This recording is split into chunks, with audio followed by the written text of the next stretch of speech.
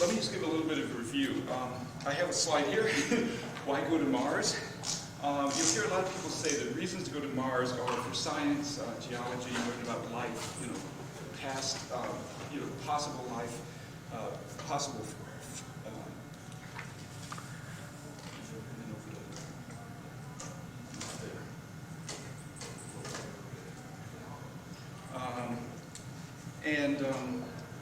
And then they say to lead to the permanent settlement of Mars. And I think this is a little backwards. I think that if we get a toehold on Mars and start the permanent settlement, that the scientific exploration, studying life, geology, etc., will be a lot easier. And so I propose that we have the priorities backwards. That we first need to figure out how to live on Mars, and then the science will be easy. And the real reasons are to expand life, opportunities for the next generations, security in case something happens to life on Earth. Can you try to focus that? And science would be easy. Okay. A lot of the current plans for going to Mars show us living in something like that. All made on Earth, very expensive to get there, very, very cramped. By contrast, oh, I can't really see it. Anyway, this is a room with 2 picnic tables and Shannon Russell from the chapter up in Boston. I'd rather live in a much more spacious area. And another reason to build on Mars as soon as possible using local materials is here's a proposed launch from Mars. Am I standing in your way? Anyway, this is a launch from Mars after 6 months to get there, 500 days on the surface, and then this looks risky to me, right? Suppose there are 6 people up there. How risky is that compared to a shuttle launch? Well, the vehicles have been sitting on the surface of Mars for 2 to 6 years. You're going up to meet a craft in orbit that's also been sitting there. There's been minimal maintenance. You don't have a standing army that NASA does. You don't have a launch abort site. The shuttle can do a transatlantic abort to Portugal. Portugal isn't on Mars. If you miss your interplanetary rendezvous, you can't come back to California. You don't have extra. If you abort the launch for more than about a month, then the next launch window is 2 years later. So you want 2 years of food anyway. So if you're gonna have 2 years of food, just in case you would have to abort the launch, why not? Just stay an extra 2 years. In addition, that return flight is very expensive. It's about the same cost as the whole rest of the mission. About half the cost of a total round trip. Half the total cost of a round trip mission is just going home. Okay, so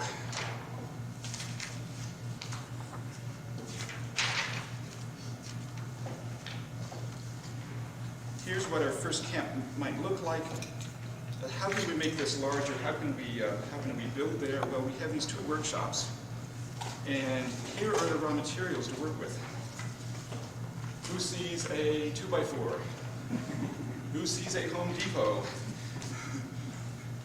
Who sees cement? Cement maybe. Yeah, there's a lot of calcium in those rocks and a little bit of water in the air. So anyway.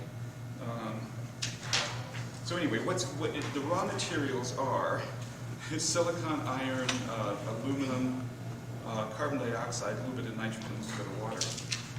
So, and that, basically dirt. And that sounded like masonry to me, so I tried to design with masonry. Are there any questions about like the climate of Mars? Do people understand the temperature and the pressure? Concerning humidity and atmosphere. Okay, I see 2 questioning faces. Okay, so we'll take a detour. This is an interactive presentation. If you want to click on a link, I will go to another view graph. Okay, it's the year is almost 2 Earth years. The day you get an extra 39 minutes, so you can work, you can stay awake an extra 20 minutes and get 19 minutes of extra sleep every day. Ask me about return to Mars. I think maybe our microbial answers may have come from Mars, so we should have the slogan "Return to Mars," because we're on a naturally longer day-night cycle.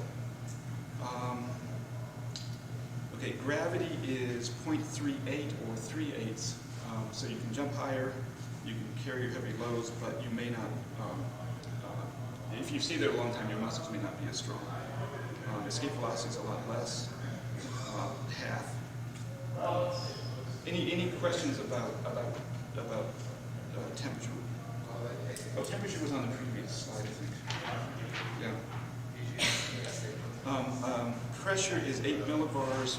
1,000 millibars is Earth pressure. So this is less than 1% Earth pressure. You have to wear a spacesuit. It is very cold, around 200 Kelvin. But on the other hand, it's not that chilly because the air is so thin. You're wearing a pressure suit anyway.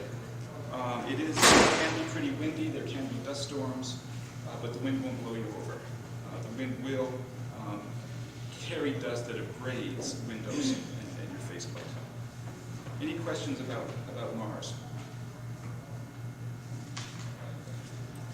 Can I ask something? Yeah. What about the atmosphere? Can't quite read the percentages here. It's pure, it's almost all carbon dioxide? Yes, it's there. It's almost all carbon dioxide. But of course, you can make oxygen from that. There are a couple of different ways that you could extract oxygen from carbon dioxide. You can just heat it Have up. something on a backpack? Oh.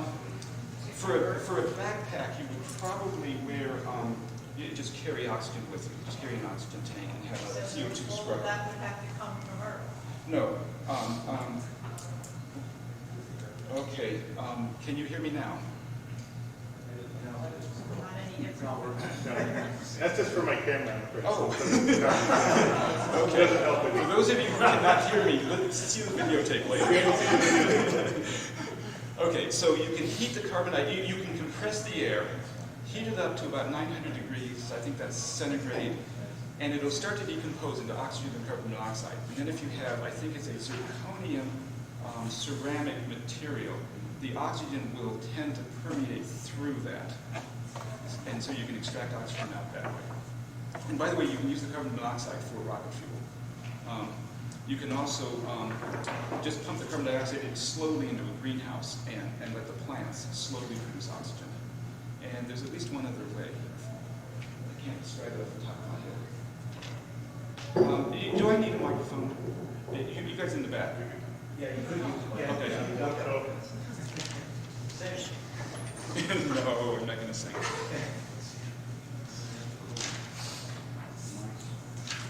No, you got to stay here. Okay, so you can manufacture bricks. Okay, hello. Boy, this is sensitive. Yeah, but I got to hold it about this far away. Yeah, if you can turn the volume down a little. Set this up here by you. And I'll also pick up the questions pretty good. Okay, great. Okay, can you hear me now? Yeah. Okay, question. Yes, before we totally get away from the weather question, is Yeah. in seeing depictions of dust storms on Mars, I've seen them depict whirling devils, the dust storms, Yeah, the tornadoes. dust devils. Would that be, would it become tornadic? Would it be something that would be destructive? How strong are these? Okay, dust devils and dust storms. There are dust storms, there's potential for dust storm every year, some of them cover the whole hemisphere. They're getting into a tornado. Yes, there have been dust devils spotted, or at least they've spotted the tracks of dust devils. And they think they're little, these little tiny whirlwinds that you see around Oklahoma. By the way, I lived here in the 4th grade. I haven't been back since. So, But these little whirly things about this big round carrot leaves, they have those on Mars probably big enough to spot from orbit. So maybe something like a tornado. But it wouldn't be a tornado that would tear up any buildings or anything? Well, you're not going to live in a Dorothy and Toad style farmhouse made of wood. You're going to have at least a foot or a meter or so of regolith on top of your habitat, and I don't see a problem with most of your equipment. Now, if you take if you put out a weather station with a little anemometer and a thermometer and a wind vane, yeah, that'll get blown over. Bear in mind that you have very little air pressure. Right.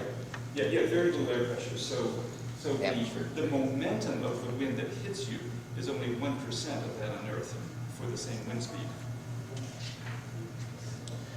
Okay, we're halfway through on time. So throughout history, people have made bricks very, very easily, either manually or automatically. It doesn't take a lot of equipment. Here's something that basically mixes clay and water, extrudes it, and a bunch of wires go down and cut it, and then you dry it. So now this is a 200-year-old machine, but you can imagine that you could have a fairly small machine that takes some clay in one end, squeezes it, maybe bakes it in a microwave oven, sinters it somehow, maybe adds an adhesive. You could picture a fairly small piece of equipment that could make bricks. You could also cut stone. So here's my proposal for the Mars habitat. That's my son a few years ago. And it looks pretty permanent. This one's more than 100 years old. Here we are on Mars. If you take an arch but extend it long ways, it's called a vault. And here's a cross-section of that. By the way, you would not have a cement base. The water is too valuable to make normal cement. So here's the basic design I'm going to be talking about. You build two walls up, and then you have some kind of formwork, and then you put bricks, cut stone, or big slabs of something across. And I have a two-story version shown here.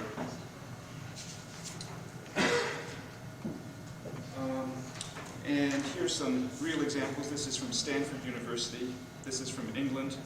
You see these vaults, and then covered with dirt to hold the pressure. Here's a little clay model I built sitting in a crater on Mars. Here's one from California made of cement.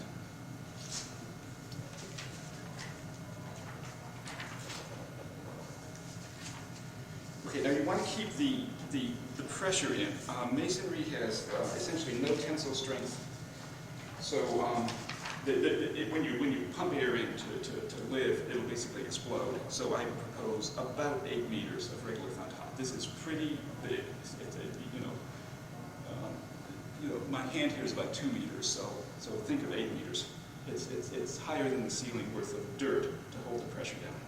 You could get by with as low as 5 if the pressure inside was pretty low. So this is really not practical for a first base, but the second generation base. And again, I'll be talking tomorrow about the first base in the afternoon. To keep the air from leaking out,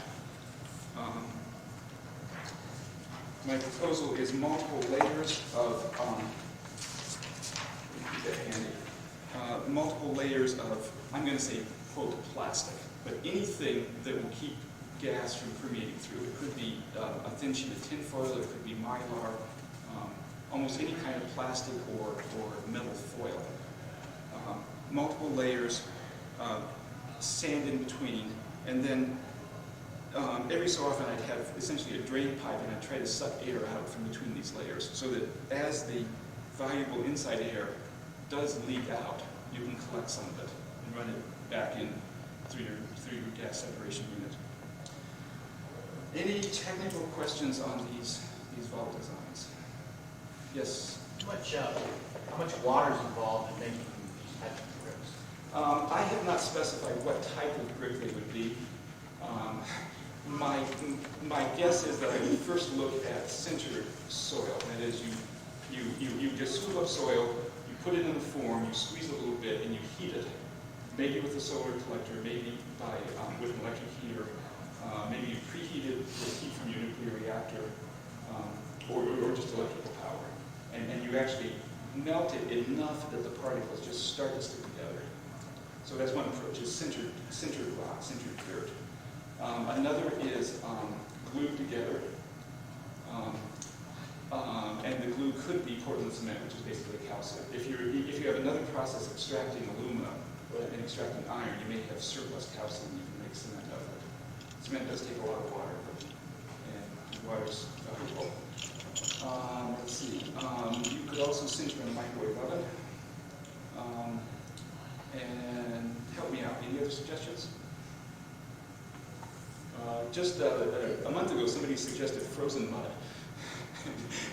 It made me stop and think, because when I first thought about these and put together these early slides, we thought water was incredibly rare on Mars, and then, the last several years we've discovered more and more water. So frozen mud, might be worth looking at. I don't know what happens when you start heating it inside. So my guess is sintered rock, sintered dirt. You could also quarry underground. You could go down fairly deep with a solid rock and cut out stone, and then make living quarters down below in the lab and storage, and also have you cut stone for building above ground. Okay.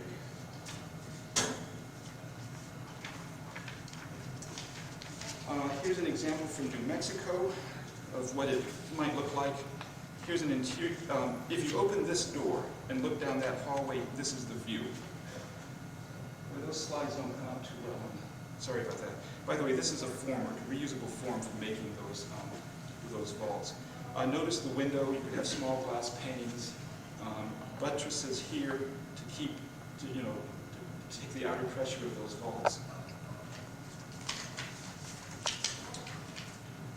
Okay. Here is another example, actually covered with dirt. They didn't know what they were designing for Mars. They thought they were designing for 18th century artillery shells, but they were really designing for to hold the pressure in. So here's the vault, and notice all the regolith and the retaining wall to keep the regolith from falling in.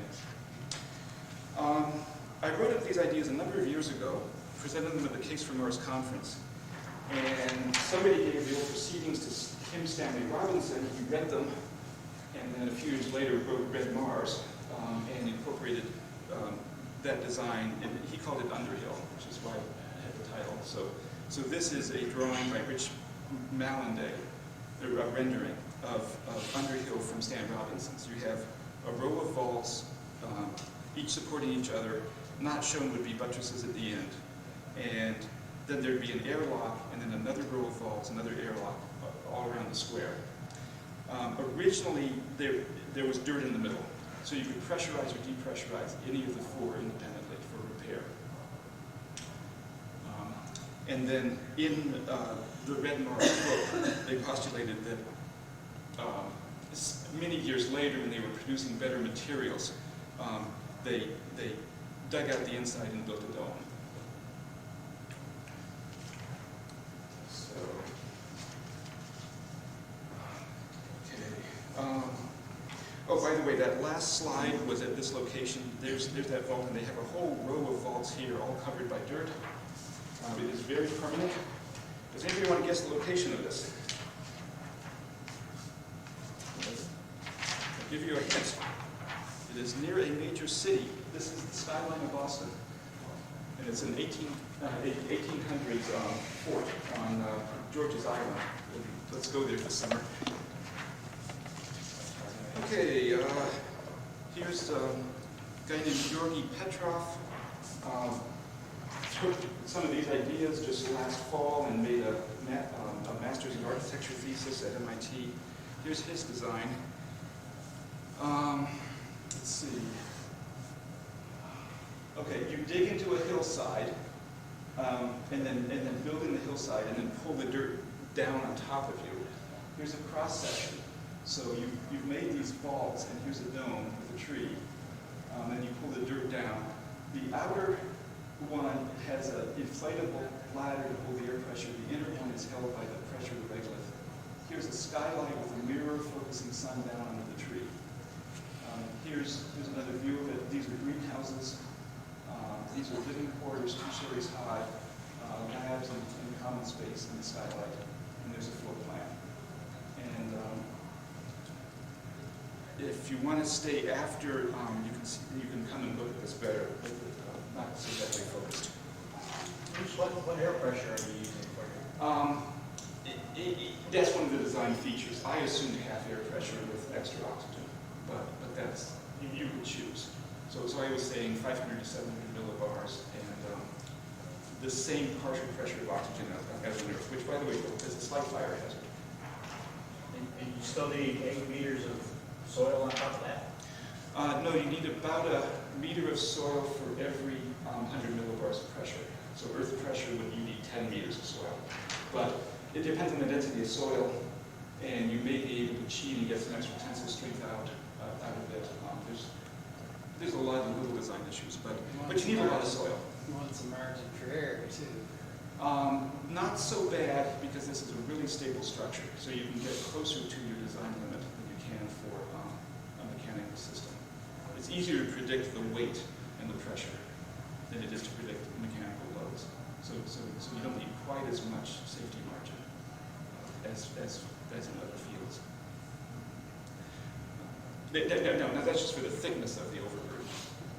For the walls and columns, you do need whatever safety margin is appropriate for that material. Let me keep going. Because the weight of the soil you need on top is the same no matter how many stories you have, this is much more economical when you get to a building at least the size of this building. You know what?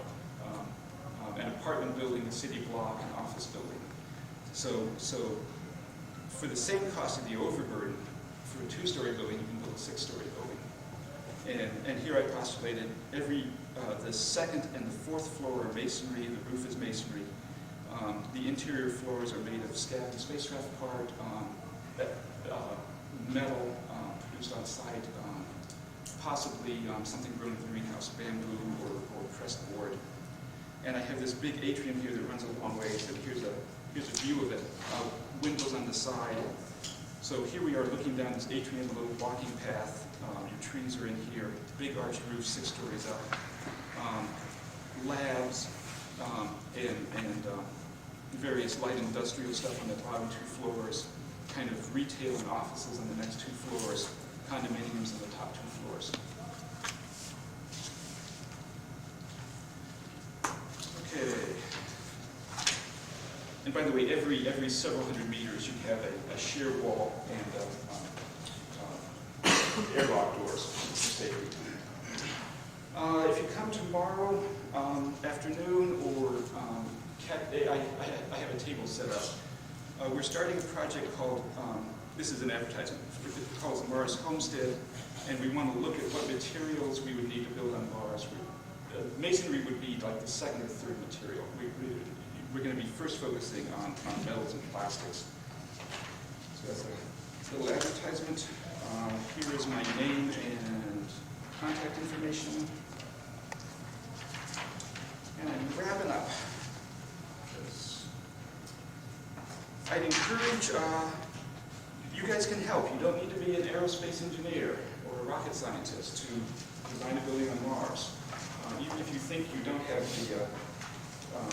the, like the mechanical or the civil engineering background or interest, if you want to help lay out the kitchen, if you want to figure out how much space is needed to grow plants. And I'm going to crawl up on the beach and evolve. Can I bring you anything? So there's a whole world of opportunities out beyond the Earth. When we get out to the asteroids, if you take, Jerry O'Neill figured that if you take apart the known asteroids and use them as raw materials, you can build millions of space settlements, and the total surface area, the total surface land area inside these millions of space settlements would be 3,000 times the Earth's land area.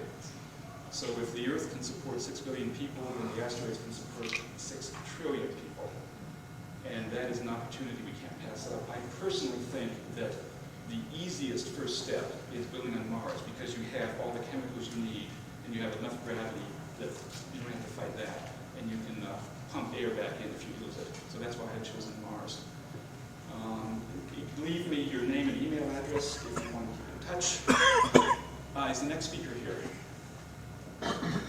Okay, I will stay here until the next speaker arrives. Hey, would someone check the schedule? There is another speaker.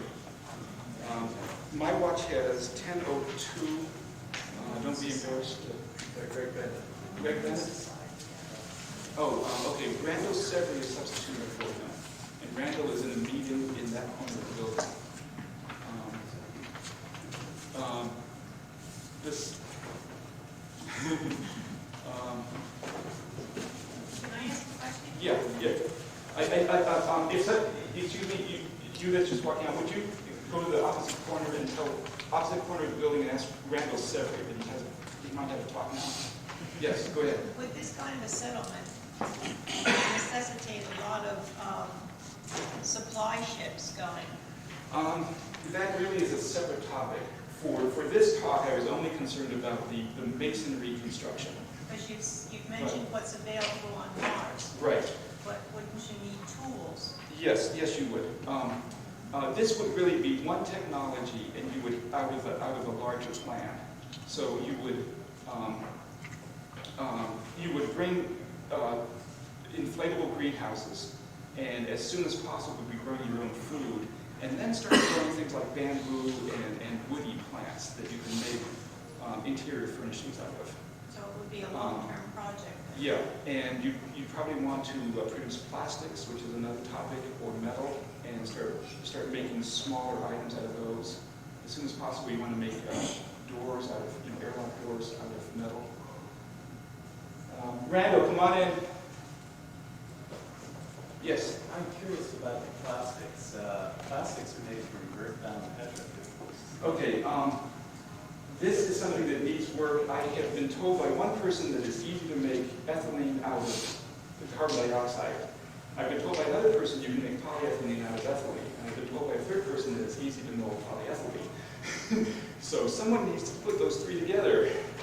And if you leave me your email address and you're interested in that subject, yes. But I firmly believe that we can make plastics out of thin air on Mars. I just don't have the technical knowledge to do it myself. Did that answer your question?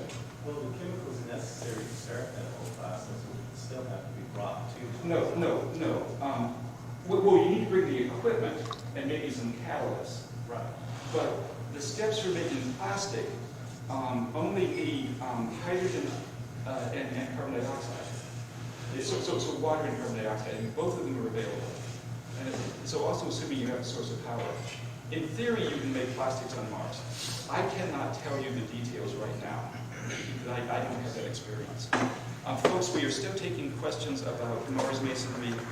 Someone has sent for Randall Severy to talk about the Moon Society. So hang on. Okay, just a minute. You asked about tools. You would bring a lot of tools from the Earth. Arthur, do you know, is Randall here? Is Randall coming? Okay. Randall, come on in. Randall, I'm killing time until you're set up. Oh, thank you. Good. Oh, but don't tell the audience that. Okay, so there was a question. Yeah. Why did you use stone, or is it stone, rocks? It's a stone. Okay, I did not specify what the masonry is. My guess is it'll be bricks sintered with heat. But you can easily quarry the stone. If you need a way to cut it, so you either need your diamond drills or a laser cutter. Or the other way in New England was you chisel grooves, stick some chisels in and break it. You have to determine the quality of the stone, I would think. Yes, you do. Although the stone's been sitting there for a few billion years, there's a lot less geologic action on Mars than on Earth. So it might be pretty stable stone. I'll take more questions until Randall cuts me off. In the back.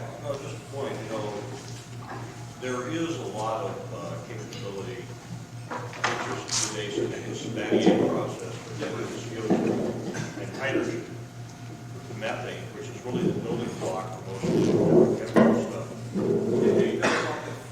Well, I'm competing with the microphone there, so.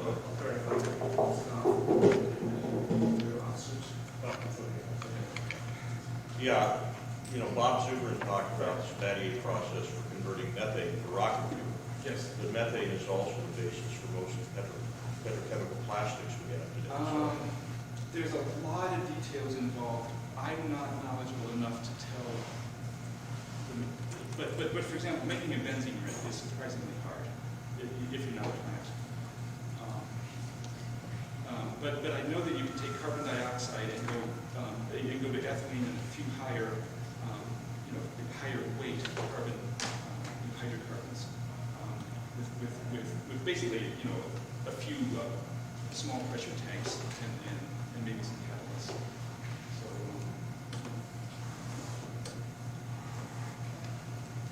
plastic is not my expertise, although I really want to learn about it. Randall, I'll take another question. And smile for Dale. So, what we want to do is,